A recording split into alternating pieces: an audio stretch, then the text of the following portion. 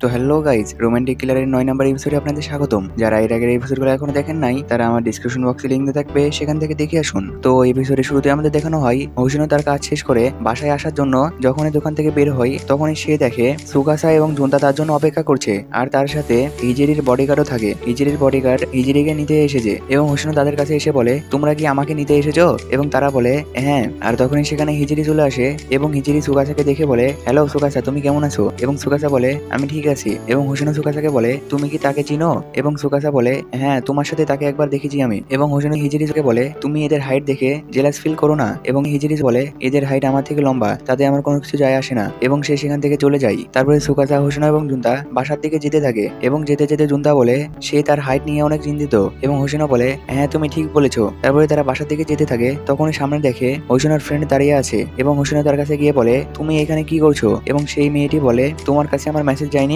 এবং হোসিনো বলে, আমি তো এখনই কাজ থেকে বেরিয়ে আসলাম, সেজন্য আমি মেসেজ দেখতে পারিনি। আর হোসিনোর ফ্রেন্ডের নাম হলো সাকি। সাকি বলে, এরা তোমার সাথে কি করছে? এবং হোসিনো তাকে বাসায় নিয়ে আসে এবং সব ঘটনা খুলে বলে যে তাদের সাথে কি কি হয়েছে এবং তারা আমার বাসায় থাকে। তারপরে হোসিনো তাকে জিজ্ঞাসা করে, তুমি বাসার বাইরে কি করছিলে? এবং সাকি বলে, আসলে আমার বাবা বাসা থেকে বাইরে গেছে, সেজন্য আমার ভাই পার্টি করার জন্য তার ফ্রেন্ডকে ডাকে এবং আমাকে বলে তুমি বাসা থেকে বেরিয়ে যাও এবং আমি বাইরে চলে আসি। এটা শুনে হোসিনো বলে, তাহলে তোমার ভাইয়ের নাম্বার আমাকে দাও, আমি এখনই তাকে শায়েস্তা করছি। এটা শুনে সাকি বলে, এটা করার কোনো দরকার নেই, আমি আমার বাবাকে বলে দিয়েছি, আর আমার বাবাকে তো তুমি চিনোই, সে তার অবস্থা একবারে খারাপ করে দিবে। এবং হোসিনো বলে, হ্যাঁ তুমি ঠিক বলেছো, তোমার বাবার মতনই তুমি। এবং সাকি বলে, তুমি এইগুলা কি বলছো? এটা শুনে হোসিনো বলে, তোমার মনে নেই একবার স্কুলে কিছু ছেলে এসে তোমাকে জ্বালাচ্ছিল, বলছিল তোমার বুবস অনেক বড়, এটার সাইজ কত হবে আমাদের একটু বলো। এবং তুমি তাদেরকে বলেছিলে তোমার নিচতলার সাইজ কত, আমাকে একটু বলো, আমিও শুনতে চাই। আর এটা শুনে জুনতা এবং সুকাসা হাসতে থাকে আর সাথে লজ্জাও পেতে থাকে। তারপরে আমাদের দেখানো হয় সাকি এবং হোসিনো ঘুমানোর জন্য চলে আসে এবং ঘুমাতে এসে সাকি দেখে তার বিছানার উপরে একটি টয় রাখা এবং সেটি দেখে বলে, এই টয়টি কিসের? এবং হোসিনো বলে, এইটি একটি গেমের টয়। এটা শুনে সাকি বলে, কি তুমি এখনো গেম খেলো? এবং হোসিনো বলে, না, কিছু কারণবশত আমি এখন আর গেম খেলি না। আর হোসিনো মনে মনে বলে, আচ্ছা সে তো আমার ফ্রেন্ড, আমি যদি তাকে সব ঘটনা খুলে বলি তাহলে সে আমার কথা বিশ্বাস করবে। এবং সে সাকিকে বলতে যায়, তখনই তার পেট ব্যথা শুরু হয়ে যায় এবং সে বাথরুমে যাওয়ার জন্য দৌড়ে বাইরে চলে আসে। আর বাইরে এসে দেখে সিঁড়ি দিয়ে সুকাসা উঠে আসছে, আর সেই সিঁড়িটি সিঙ্গেল মানুষের জন্য, সেই জন্য সেখানে ডবল চলাচল করা যাবে না। সেজন্য হোসিনো বলে, আরে সুকাসা তাড়াতাড়ি উঠে আসো। এবং সুকাসা যখনই উঠে আসে তখনই সে দৌড়ে বাথরুমের দিকে চলে যায়। আর সুকাসা উঠে এসে দেখে সাকি সেখানে দাঁড়িয়ে আছে, সেজন্য সে তাকে গুড নাইট দেয় এবং সেখান থেকে চলে যেতে লাগে। তখনই সাকি বলে, আমি আগে ভাবতাম তোমরা তিনজন কিভাবে একসাথে আসো, কিন্তু তোমাদের দেখে আমার ডাউট ক্লিয়ার হয়ে গেছে, তোমরা একে অপরকে অনেক ভালো বুঝো, সেই জন্য একসাথে থাকতে পারো। আর আমি তোমাকে কিছু কথা বলতে চাই, আমার মনে হয় তোমার আর আমার মধ্যে কিছু জিনিস কমন আছে, যেমন তোমার যেরকম প্রবলেম আমারও সেরকমই প্রবলেম। তারপরে সে ভেতরে চলে যায় আর আমাদের হোসিনোকে দেখানো হয় সে বাথরুমে বসে থাকে। আর তখনই তার কাছে উইজারটি আসে এবং সে উইজারটিকে বলে, তুমি আগে বলবে না যে আমি এই কথাটি কাউকে বলতে গেলে আমার পেট ব্যথা করবে? এবং উইজারটি বলে, তোমাকে তো আমি প্রথম এপিসোডেই এই রুলটি দেখিয়েছিলাম, কিন্তু তুমি ভালোভাবে পড়োনি, এটাতে তো আমার কোনো দোষ নেই। তারপরে আমাদের দেখানো হয় হোসিনো রুমে শুয়ে থাকে এবং সাকি তাকে বলে, তোমার পেটে ব্যথা কমেছে? এবং হোসিনো বলে, হ্যাঁ এখন হালকা হালকা কমেছে, কিন্তু এখনো ব্যথা করছে। তারপরে সাকি তার সাথে কথা বলতে থাকে আর সাকি লক্ষ্য করে দেখে হোসিনো ঘুমিয়ে পড়েছে এবং সে তার দিকে তাকিয়ে বলে, হোসিনো অনেক ভালো মেয়ে, সে সব সময় সবার খেয়াল রাখে। তারপরে আমাদের অতীতের কিছু ঘটনা দেখানো হয়, সেখানে সাকি স্কুলের বারান্দা দিয়ে হেঁটে যাচ্ছিল আর সব ছেলেরাই তার দিকে তাকিয়েছিল এবং বলতে থাকে, সাকি কত সুন্দর, সে অনেক হট, তাকে দেখতে সেই লাগে। আর সাকি এগুলো শুনে মনে মনে বলে, সব ছেলেরাই আমাকে পছন্দ করে, কিন্তু আমার এগুলো ভালো লাগে না, আমি চাই না যে সব ছেলেরাই আমাকে পছন্দ করুক। এবং তখনই সেখানে সাকির ফ্রেন্ডরা চলে আসে এবং তাকে নিয়ে কথা বলতে থাকে যে, সাকি তুমি অনেক সুন্দর, সব ছেলেরাই তোমাকে পছন্দ করে, আর তোমার চুলও অনেক সুন্দর, তোমার চুলের মতন যদি আমার চুল হতো তাহলে অনেক ভালো হতো। আর তখনই সেখানে একটি মেয়ে এসে সাকিকে ধাক্কা দেয় আর ধাক্কা দেওয়ার কারণে সাকি পড়ে যায় এবং মেয়েটি উল্টে বলে, তুমি দেখে চলতে পারো না? আর হোসেন এগুলো দেখে ফেলে এবং সেই মেয়েটির কাছে এসে বলে, তুমি ইচ্ছা করে তাকে ধাক্কা দিয়েছো তাই না? আমি সবকিছু দেখেছি, তুমি ইচ্ছা করে তাকে ধাক্কা দিয়েছো। এবং এটা সব ছেলেরা শুনে ফেলে এবং বলে, সে কি সাকিকে দেখে জেলাস ফিল করছে, সেই জন্য তাকে ধাক্কা দিয়েছে। আর এইগুলা শুনে মেয়েটি বলে, তুমি আমার রাস্তা থেকে উঠে যাও, এবং সে সেখান থেকে চলে যায়। আর হোসেন সাকির কাছে এসে বলে, তুমি কি ঠিক আছো?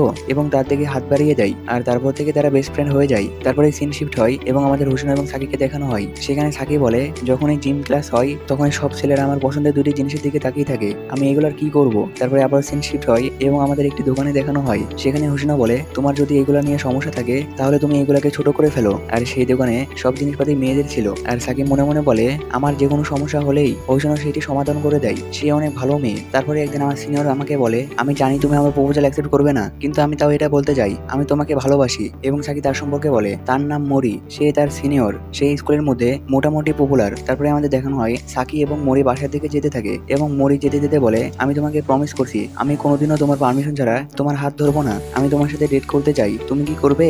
এবং সাকি সবকিছু হোসিনো এবং তার আরেকটি ফ্রেন্ডকে বলে এবং তাদেরকে বলে আমি তাকে মানা করতে পারছি না, সে আমার সিনিয়র, সেজন্য আমি মানা করতে পারছি না। এবং এটা শুনে হোসিনো বলে তোমার যেটা ভালো লাগে তুমি সেটা করো, তারপরে কোনো ঝামেলা হলে আমি আসি তো। এবং একদিন তারা দুজন যেতে থাকে আর যেতে যেতে সাকি বলে আমাকে মাফ করো, আমি তোমার সাথে প্রেম করতে পারবো না, তোমাকে আমার ভালো লাগে না, কিন্তু আমি ট্রাই করতে পারি যদি আমার তোমাকে ভালো লাগে। তারপরে থেকে তারা একে অপরের সাথে দেখা সাক্ষাৎ শুরু করে দেয় এবং তারা অনেক কয়েকবার ডেটেও গিয়েছে। তারপরে একদিন তারা স্কুল থেকে বাসায় যেতে থাকে এবং যেতে যেতে মরি সাকিকে বলে সাকি সামনে তো পরীক্ষা আসবে, সেজন্য তুমি আমার বাসায় আসো, আমি তোমাকে পড়তে সাহায্য করব, আর তোমার যেগুলো দরকার আমি সেগুলো সবকিছু পারি। আর সাকি মনে মনে ভাবে সে ঠিক বলছে, আমি যদি তার সাথে পড়াশোনা করি তাহলে আমার ভালো হবে। এবং সে তাকে বলে আচ্ছা তোমার পড়ালেখা এবং বাকি কাজ কাম ধুয়ে তুমি আমাকে পড়াতে পারবে? এবং মরি বলে হ্যাঁ আমি এগুলো সবকিছু সামনে নিতে পারবো। তারপরে একদিন সাকি তার বাসায় পড়াশোনা করতে যায় এবং পড়াশোনা করতে করতে হঠাৎ মরি সাকির কাছাকাছি যেতে থাকে এবং তাকে কিস করার চেষ্টা করতে থাকে। এটা দেখে সাকি তার মুখে হাত দিয়ে দেয় এবং বলে তুমি এটা কি করছো? এবং মরি তার হাত উঠিয়ে ফেলে এবং বলে তোমার কি মনে হয় আমি তোমাকে শুধু বাসায় পড়াশোনা করার জন্য এনেছি?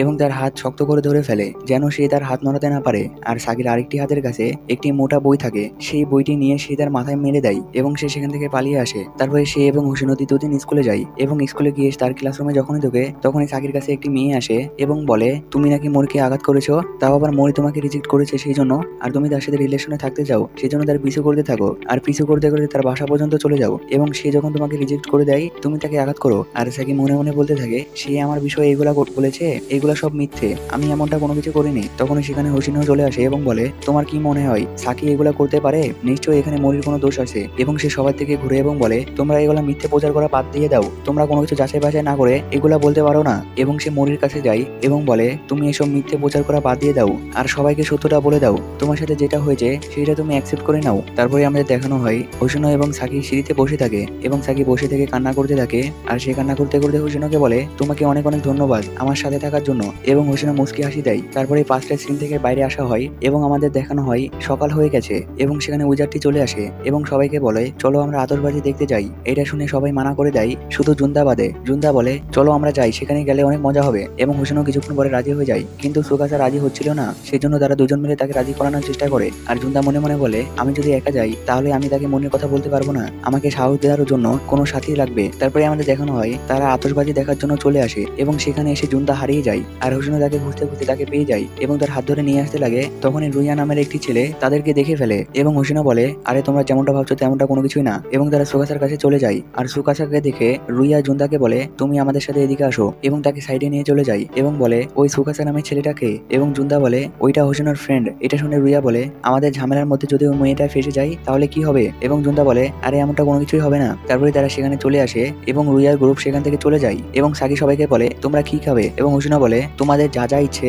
তোমরা সেটা কিনে নিয়ে একটি জায়গায় চলে আসো। এবং এটা শুনে সবাই রাজি হয়ে যায় এবং সবাই সব দিকে চলে যায় আর সাকি খাবার নেওয়ার জন্য একটি লাইনে দাঁড়িয়ে পড়ে। আর সেখানে সুকাসের ফ্রেন্ড আগে থেকে লাইন ধরে থাকে এবং সুকাসের ফ্রেন্ড তাকে দেখে বলে হাই সাকি তুমি কেমন আছো? এবং সাকি বলে আমি ভালো আছি, তুমি কি এখানে একা এসেছো? এবং সুকাসের ফ্রেন্ড বলে না আমি এখানে একা আসিনি, আমার বোন আমার সাথে এসেছে। আর তখনই সেখানে মরি এবং মরির ফ্রেন্ডরা চলে আসে এবং মরি তাকে দেখে বলে হাই সাকি তুমি কেমন আছো? এবং মরির ফ্রেন্ডরা বলে এটা কে? এবং মরি বলে এটা আমার এক্স গার্লফ্রেন্ড। আর এটা শুনে তার ফ্রেন্ডরা সাকিকে নিয়ে অদ্ভুত অদ্ভুত কথা বলতে থাকে। আর এটা শুনে সাকি মনে মনে বলতে থাকে হোসিনো তুমি কোথায় আছো, আমাকে বাঁচিয়ে নাও। আর সুকাসার ফ্রেন্ড দেখে সাকির এগুলো ভালো লাগছে না, সেজন্য সে সাকিকে বলে ওই দেখো ওই দোকানে নতুন ডিশ তৈরি হচ্ছে, চলো আমরা সেখানে যাই। এবং তার হাত ধরে টেনে নিয়ে চলে যায়। কিছু দূর যাওয়ার পরে সে বলে আমাকে ক্ষমা করে দাও, আমার মনে হলো ওইখানে তোমার ওইসব কথা শুনে ভালো লাগছিল না, সেজন্য আমি তোমার হাত ধরেছি। এবং সাকি বলে ক্ষমা চাওয়ার কোনো দরকার নেই, তুমি আমাকে সেখান থেকে নিয়ে এসে অনেক ভালো কাজ করেছো। আর এদিকে সুকাসা এবং হোসিনো তাদের জিনিস নিয়ে চলে আসে এবং হোসিনো সুকাসাকে বলে তুমি তোমার খাবারের জিনিস নিয়ে নিয়েছো?